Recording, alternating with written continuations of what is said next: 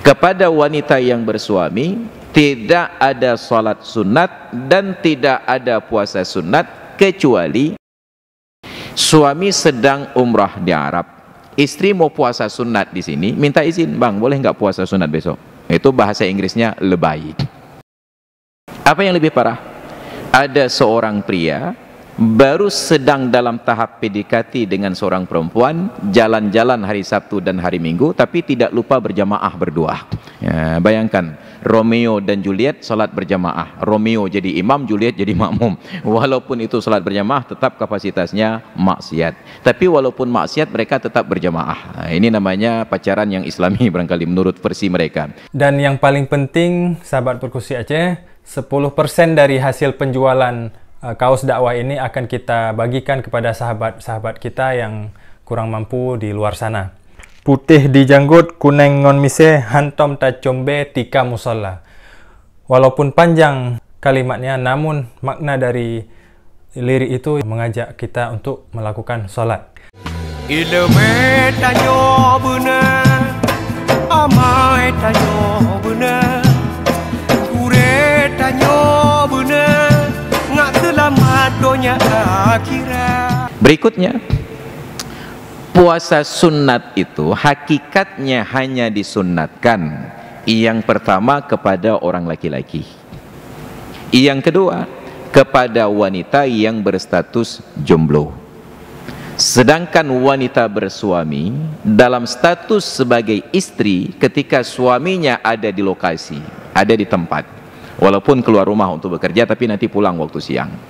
Kepada wanita yang bersuami tidak ada salat sunat dan tidak ada puasa sunat kecuali atas izin suami.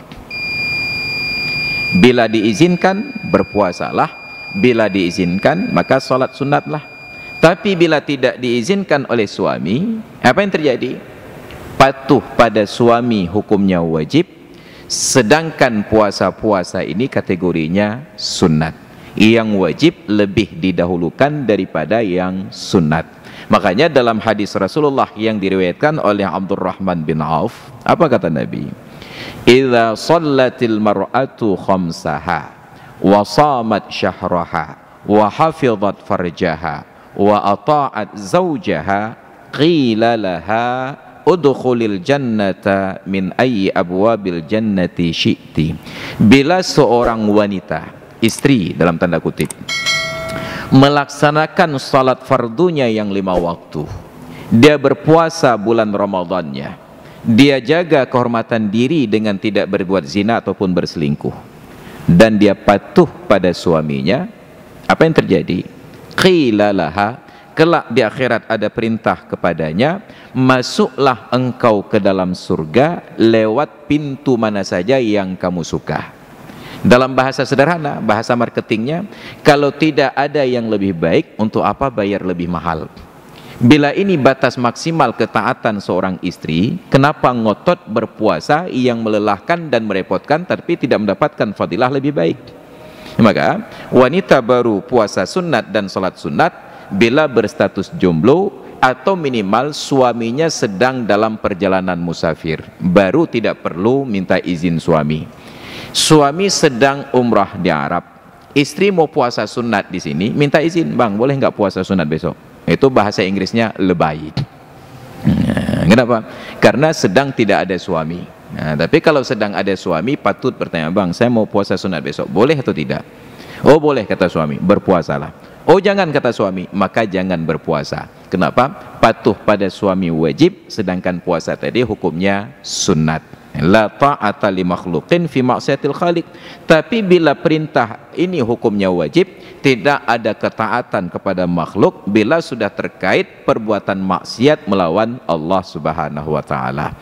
Ya, maka bagi ibu-ibu yang berstatus istri yang suaminya tidak kemana-mana, dalam artian tidak melakukan perjalanan musafir, kalau mau puasa sunat Senin, Kamis dan lain sebagainya, minta izinlah. Ustaz, suami saya jangankan puasa sunat, puasa wajib saja enggak? Itu resiko Anda dapat suami demikian. Walaupun suami tidak puasa wajib, itu kemaksiatan suami. Tapi ketika suami melarang istrinya berpuasa sunat, itu adalah hak suami. dan hak suami ini dilindungi oleh undang-undang Islam. Maka dalam hadis Nabi katakan, "Lau kuntu amiran ahadan an tasjuda li ahadin ayasjuda li ahadin la amartul mar'ata an tasjuda li zawjiha." Kalaulah saya diizinkan oleh Allah untuk menyuruh satu makhluk, seorang manusia sujud pada manusia yang lain, maka sungguh pilihannya bukanlah anak sujud kepada orang tua, bukanlah murid sujud kepada guru, tetapi sungguh saya akan menyuruh seorang istri untuk sujud kepada suaminya. Kalau boleh, kata Nabi. Tapi ternyata tidak boleh. Sedemikian besar hak suami terhadap istri. Ya, maka tidak ada yang sunat bagi seorang istri kecuali atas izin dari suami. Cara paling mudah untuk minta izin, ajaklah suami untuk ikut melakukan ibadah sunat. Bang, yuk kita puasa sunat hari Senin besok, ya, tadi siang. Yang namanya negosiasi tetap mundur selangkah. Kata suami, udahlah kamu saja yang puasa. Ya, kenapa? Karena kita menganut sistem politik perwakilan. Ya, jadi diwakilkan kepada istri saja. Bagi seorang istri datang ke masjid salat berjamaah bukanlah ibadah sunat kecuali bila diizinkan oleh suami. Cara paling mudah minta izin suami untuk salat berjamaah ke masjid, ajaklah suami. Bang, yuk salat maghrib berjamaah ke masjid. Kak kejak kata mentang. Alhamdulillah. Ya. Tapi kalau minta izin, bang, saya mau salat maghrib berjamaah ke masjid. Namu hoda juga, semayang ini mentang. Ya, kenapa? Yang namanya negosiasi, transaksi tetap mundur selangkah. Maka cara paling mudah bagi istri minta izin salat berjamaah ke masjid, ajak suami. Karena semaksiat-maksiatnya suami, minimal dia tidak akan melarang istrinya. Kakejak kata mentang. Kalau ada yang lebih baik lagi, dia antarkan istrinya salat berjamaah ke masjid, lalu dia pulang ke rumah. Nyandu mentuah lah kau. Daripada salat di masjid, dia mau pulang ke rumah, nanti datang lagi untuk menjemput istri. Karena salah satu pahala yang besar kata Nabi, wa kasratul khuta ilal masajid, banyak melangkah ke masjid. Antar istri pulang, kemudian balik lagi, jemput pulang lagi. Yang paling bagus, dia ajak istrinya salat berjamaah ke masjid, syukur-syukur kalau dia jadi imamnya. Tapi ternyata ada yang lebih parah lagi. Apa yang lebih parah?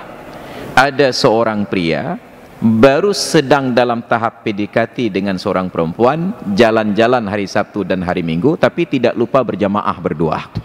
Bayangkan, Romeo dan Juliet salat berjamaah. Romeo jadi imam, Juliet jadi makmum. Walaupun itu salat berjamaah, tetap kapasitasnya maksiat. Tapi walaupun maksiat, mereka tetap berjamaah. Ini namanya pacaran yang islami barangkali menurut versi mereka. Nauzubillah summa nauzubillah. Dan itu sah ditangkap oleh Satpol PP dan WH ketika sedang salat. Tetap namanya khalwat. Maka hati-hati, jangan nuansa maksiat dibungkus dengan nilai-nilai ibadat. Tetap wala talbisul haqqa bil batil. Jangan kalian bungkus pakaian kebenaran untuk menutupi kebatilan. Tetap itu namanya adalah maksiat. Ini hadirin dan hadirat sekalian yang dirahmati Allah. Karena itu mari kita pelajari aturan agama ini dengan baik dan benar. Karena fadilah pahala yang besar belum tentu terdapat pada ibadah yang besar.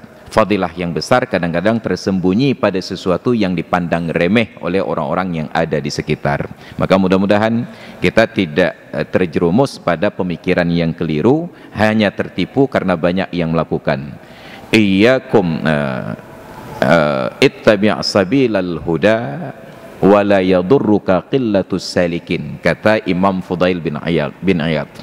Ikuti jalan-jalan petunjuk, tidak masalah bagimu sedikit orang yang melakukan. Wa iyyaka wat tariqad dhalal wa la taghtarru bi kasratil halikin. Hati-hatilah terhadap jalan kesesatan, jangan tertipu oleh banyaknya orang yang celaka. Tanyo bener, amai tanyo bener.